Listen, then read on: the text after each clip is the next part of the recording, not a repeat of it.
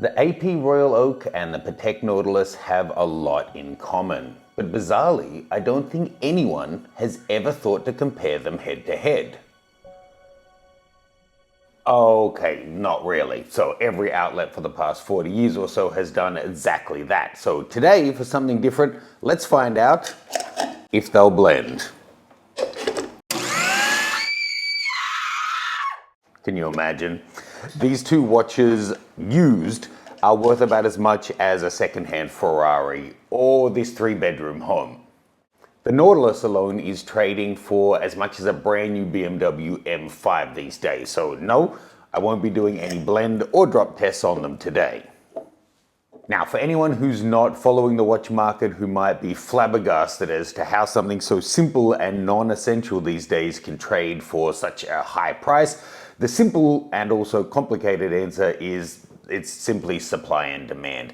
Now, I'm going to assume if you're watching this video that you're well aware of these two watches and their legacy, their differences, their similarities, their design, all of that stuff. If you're not, I'll pop a couple of links below from some really knowledgeable experts who know everything about watches, and you can quickly get yourself up to date.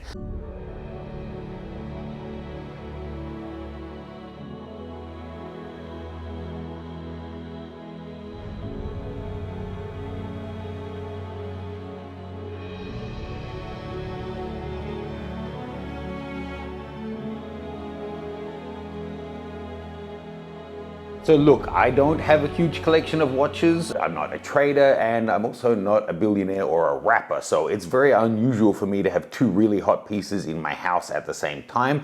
That's thanks to Sam, who brought over his Nautilus yesterday for me to be able to film all of this beautiful B-roll I'm going to show during this video.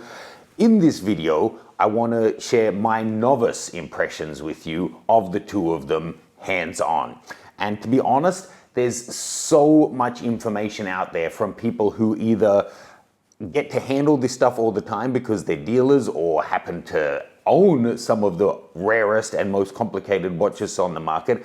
And I think their opinions can tend to get abstracted from reality of everyday people. I mean, if you own $1 million watch or a collection of a dozen amazing watches, then a single $50,000 watch might seem like a bargain or entry level, but it's not for regular people. Now, buying a watch or any piece of jewelry obviously is a matter of personal preference and style, and it's going to vary between us. I'm just sharing my 2 cents or my $50,000, whatever you want to call it. Now, the reality is my experience of these two watches completely changed once I got them in my hands. Like so many people, seeing the Nautilus 5711 on so many blogs and videos, seeing all of the beautiful close-up and the pictures, I was mesmerized. It's a gorgeous, gorgeous watch. And seeing it in person, in fact, I still really loved it and was still intrigued, but not quite as much. But when I held it and when I put it on my wrist, everything changed for me. And it might sound crazy in this current market where it's like the hottest watch you could possibly get, trading for 300% of retail price. But to me, it just doesn't feel special. It's dainty, it's light, it's definitely comfortable, but it doesn't feel like the ultimate sports watch that it's so often talked about as being. I get it, in the 70s when it was designed, maybe that was the case. The Royal Oak, however, was the first to break open that barrier. I tried on the 5711 back in New York, and I actually had the option to buy it at a reasonable price a couple of years ago. And once I had it on my wrist, despite having lusted after it for so long, I actually decided not to. The Royal Oak, on the other hand, was appealing in images. I really liked the history, but I couldn't say that it jumped off the page at me until I saw it in person, and then I got it. Getting glimpses of the bracelet in person, it is hypnotizing, and I don't think I've seen any beautiful slow motion footage or photos that really capture that. It's perfect. Honestly, if they made I don't wear jewelry in that sense, but if they made the bracelet just as a full bracelet, I would pretty much get one. It's absolutely gorgeous. And when you put it on, it's so much more substantial and feels rugged and robust and solid. It feels like a Rolex steel sports watch, but even better. And that's saying something, because whatever you think of Rolex, they do make really rugged watches. The bracelet on this is so elegant and so jewelry-like in terms of its finishing and its polish and its style, but also just so hefty and strong. I love the feeling of this guy. Now, I'm not saying by any means that the Nautilus is a bad watch or that it's actually not a strong watch or that it's actually flimsy. I'm just talking about having them side by side. Unfortunately, I no longer have the Nautilus here to do that, but I was doing it yesterday and I've done it in the past.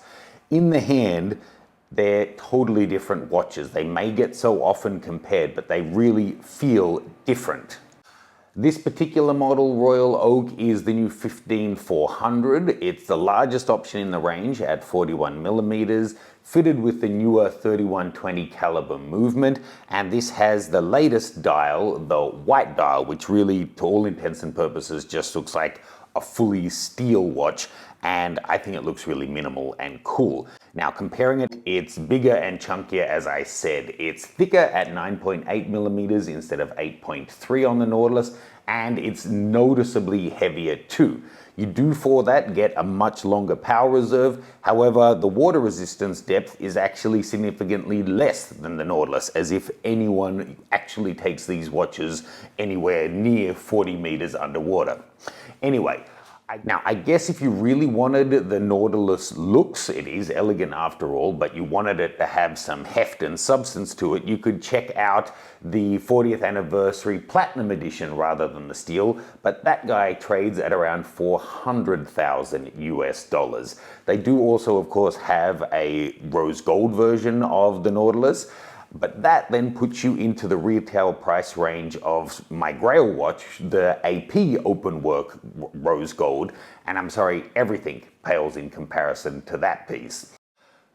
Just jumping in here in edit, I came across the bit where I compared that you could buy the Ferrari or the house, and it reminded me of this cool story. To a guest of mine, a friend who lives in Florida, was getting his Audi serviced, and whilst he was there, saw, I think it was a Lamborghini in the showroom, and he was speaking to his son in Spanish saying, "Oh, it's really beautiful, but we should really pay off the house before I think about such, excesses." And the salesman overheard him and in Spanish said, "Oh no, sir, you have it backwards. You can sleep in your car, but you can't drive your house." Best salesman ever, right? I think I would take the car over the house too. So how about you? Have you had the opportunity to get hands-on with either the Nautilus or the Royal Oak? If so, which model was it and what were your impressions? And more generally, have your impressions of a watch ever significantly changed once you finally got it on your wrist or in your hands compared to having seen it online or reading reviews, that kind of thing? Let me know as a comment. I hope you're enjoying this kind of content. There'll be the occasional watch video on this channel from now on in the dedicated watch playlist. However, if you're more interested in photography, there's still loads of that content coming out, and you can check out my different tutorial series at links are in the description below. Cheers, guys.